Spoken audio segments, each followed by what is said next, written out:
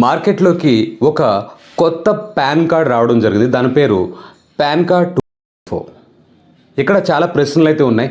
ఇది కంపల్సరీ తీసుకోవాలా, తీసుకోకపోతే ఏం నష్టాలు జరుగుతాయి, ఎలా తీసుకోవాలి, ఎంత ఖర్చు అనే ప్రతి ప్రశ్నకు సమాధానం ఈరోజు ఈ వీడియోలో మీకు దొరకబోతుంది. This is Satyagomapu. Welcome to Telugu finance TV. ఎప్పుడులానే వీడియో శ్రద్ధగా చివరి వరకు చూడండి, ఎందుకంటే చివరిలో ఇదే టాపిక్ సంబంధించి ఒక చిన్న ప్రశ్న అడుగుతాను. దానికి సరైన సమాధానం ఎవరైతే చెప్తారో వారికి వ్యాపారాన్ని మన ఈ ఛానల్లో ఫ్రీగా ప్రమోట్ చేసుకునే అవకాశాన్ని అయితే కల్పిస్తున్నాం. ఇప్పుడు టాపిక్లోకి వద్దాం. టాపిక్ ఏంటంటే పాన్ కార్డ్ 2.0. అసలు ఏంటిది పాన్ కార్డ్ 2.0 అంటే ఏంటి? Very simple. మనకు ఆల్రెడీ ఉన్న పాన్ కార్డ్ని గవర్నమెంట్ అప్గ్రేడ్ చేసింది విత్ క్యూఆర్ కోడ్. అంటే ఈ కొత్త పాన్ కార్డ్ మీద ఒక క్యూఆర్ కోడ్ ఉంటుంది సింప్లీ, మరేం లేదు. అదే పాన్ కార్డ్ నెంబరు, అదే డీటెయిల్స్ అన్నీ ఉంటాయి. కానీ ఇది డిజిటలైజ్ ఉంటుందన్నమాట, కాస్త అడ్వాన్స్డ్ ఉంటుంది, అప్గ్రేడ్ అయి ఉంటుంది. That's it. అంతకుమించి దీని వెనకాల ఏం లేదు.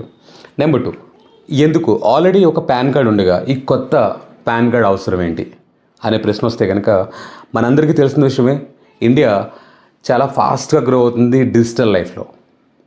ఈ గవర్నెన్స్ అని చాలా అంటే మనం చూసుకుంటే కనుక ఒక ఫాస్ట్ డెవలప్మెంట్ అయితే మనకు కనబడుతుంది. కాబట్టి అన్నీ ఆల్మోస్ట్ డిజిటలైజ్ అయిపోతున్నాయి. మనకు మిగిలింది పాన్ కార్డ్. సో దాన్ని కూడా ప్రభుత్వం ఏం చేస్తుందంటే ఇలా ఈ ఫిజికల్ కార్డ్ లాగా దీన్ని తీసుకెళ్ళి మనం చూపించడం అలాంటి అవసరం లేకుండా జస్ట్ ఆ క్యూఆర్ కోడ్ని స్కాన్ చేసేయడం వల్లే పని మరింత ఈజీ అయిపోయేలా చేయాలన్న ఉద్దేశంతో ఈ యొక్క కార్డ్ని అయితే ఇంట్రడ్యూస్ చేసింది. బెనిఫిట్స్ ఆల్రెడీ మీకు అర్థమైపోయి ఉంటుంది. ఎక్కడైనా మనం ఈ రోజుల్లో పాన్ కార్డ్ ఇస్తే అది ఒక ఫిజికల్ వెరిఫికేషన్ అయ్యేది. దాని జిరాక్స్ ఇచ్చేవాళ్ళము, దాని నెంబర్ వారు ఎంటర్ చేసేవారు, ఒక లెందీ ప్రాసెస్ ఉండేది. కానీ ఇప్పుడు మీరు ఈ కొత్త పాన్ కార్డ్ తీసుకెళ్ళడం వల్ల ఏంటంటే వాళ్ళు జస్ట్ స్కాన్ చేసుకుంటారు.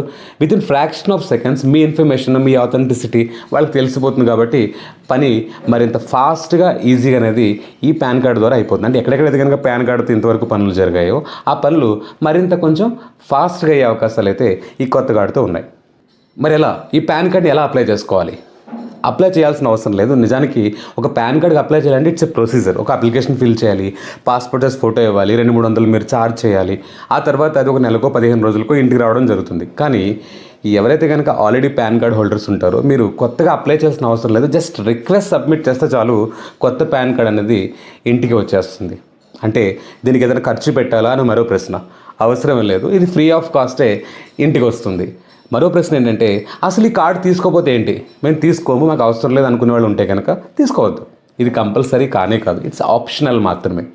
మీరు కావాలంటే తీసుకోవచ్చు, లేదంటే మానేయచ్చు. ఒకవేళ మీరు తీసుకోకూడదు అనుకుంటున్నారు, తీసుకోకపోవడం వల్ల మీ చేతిలో ఉన్న పాన్ కార్డ్కి ఏదైనా ఇబ్బంది ఉందా? అది ఇన్వాలిడ్ అయిపోవడం అలాంటిదని జరుగుతుందా?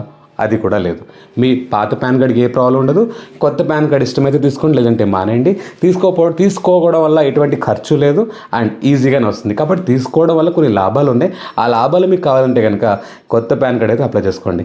ఒకవేళ మీరు నన్ను అడిగితే కనుక అప్లై చేసుకోవడమే మంచిది అంటాను. ఎందుకంటే ఈ రోజుల్లో మనం ట్రెండ్తో పాటు వెళ్ళడమే మంచిది. అన్ని పనులు ఈజీగా అవుతూ ఉంటాయి. ఓకే గైస్, ఈ ఇన్ఫర్మేషన్ మీకు చాలా యూస్ఫుల్ అయిందని భావిస్తే ఒక చిన్న ప్రశ్న అడుగుతుంది, దానికి సరైన సమాధానం చెప్పండి. ప్రశ్న ఏంటంటే పాన్ కార్డ్ 2.0 అప్లై చేయడానికి ఎంత ఫీజు కట్టాలి, ఎంత అమౌంట్ ఖర్చు అవుతుంది? కమెంట్స్లో తెలియపరచండి. ఇలాంటి మరెన్నో వాల్యుబుల్ వీడియోస్ కోసం stay tuned to Telugu finance TV. Signing off, సత్యగోమాపు.